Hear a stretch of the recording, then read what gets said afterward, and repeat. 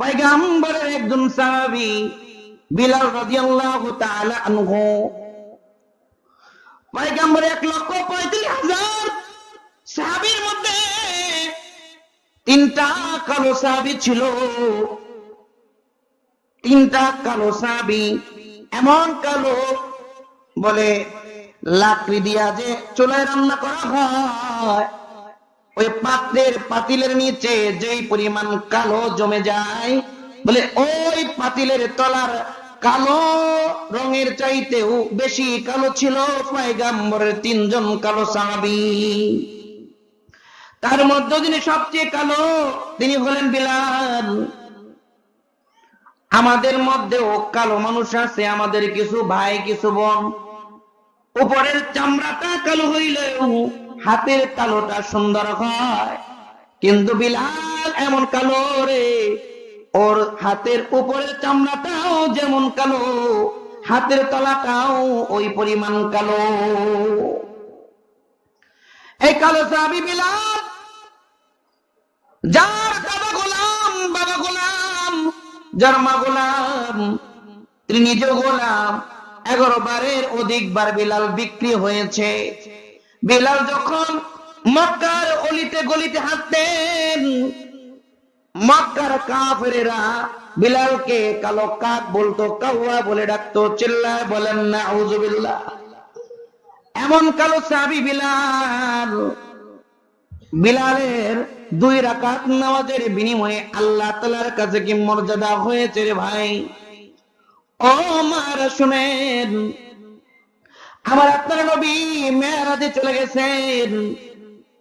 আল্লাহ তাআলা বললেন, দোস্ত জান্নাত দেখে আসেন। জিবরাইল পয়গম্বরকে নিয়ে জান্নাত দেখার জন্য গিয়েছে। পয়গম্বর আর জিবরাইল জান্নাতের ভিতরে হাঁটে, আর পয়গম্বর আর জিবরাইলের সামনে কার যেন খরমের পায়ের আওয়াজ শোনা যায়। আল্লাহু আকবার। জুতার পায়ের আওয়াজ শোনা যায়। পয়গম্বর জিবরাইল রে, জান্নাতের মধ্যে তুমি আর আমি ছাড়া কেউ আছে নাকি? জিবরাইল বলে, পয়গম্বর জান্নাতের ভিতরে আমি আর আপনি ছাড়া কেউ নাই। পয়গম্বর বলে, জিবরাইল, জিবরাইল রে,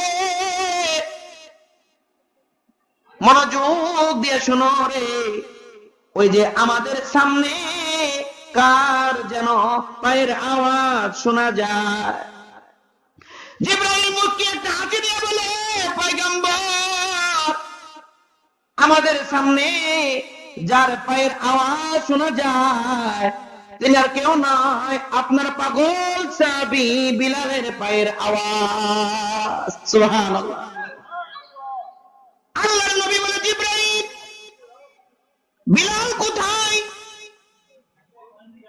জিবরাইল বলে, পয়গম্বর বিলাল তো জমিনে, আমরা জান্নাতে। আল্লাহর নবী বলে, জিবরাইল আশ্চর্য ব্যাপার, বিলাল জমিনে, পায়ের আওয়াজ শোনা যায় জান্নাতে। কেন রে জিবরাইল, কেন? জিবরাইল বলে, পয়গম্বর এটা আপনার বিলালের বিশেষ একটা আমলের পাওয়া। সুবহানাল্লাহ। নবী মেরাজ থেকে চলে আসছে,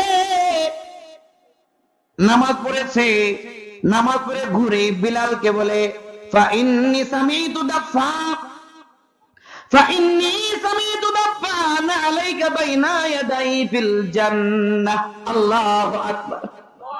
আল্লাহর নবী বলেন, বিলাল রে, জান্নাতে আমি আমার সামনে তোর পায়ের আওয়াজ শুনেছি।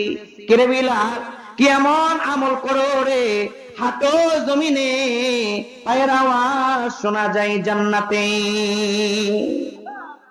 বিলাল বলে, পয়গম্বর আমার জানা মতে এমন কোন আমল নাই যে আমলের কারণে আমার মর্যাদা এত হইতে পারে, কিন্তু যেদিন আমি মুসলমান হয়েছি ওই দিন থেকে আমি নিয়ত করেছি, যখনই আমার ওযু ছুটে যাবে আমি সাথে সাথে ওযু করে নেব, আর ওযু করার পরে মাত্র ওয়াক্ত না থাকলে 2 রাকাত তাহিয়াতুল ওযুর নামাজ পড়ব।